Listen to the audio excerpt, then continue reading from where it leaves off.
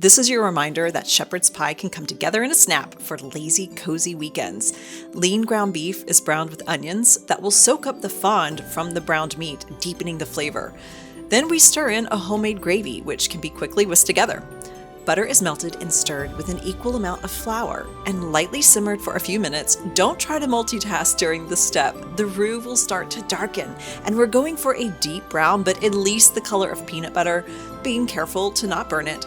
After only 5 to 7 minutes, we can whisk in beef broth and simmer until it thickens, then season with pepper and powdered bouillon. After the gravy is stirred into the beef, we'll stir in frozen peas and carrots, and finally, top with mashed potatoes. And voila, it's ready for the oven. Oh, and maybe a little cheese on top too. It's warm, it's comforting, it's filling, and it's quick. It's delicious, nutritious, classic beef shepherd's pie.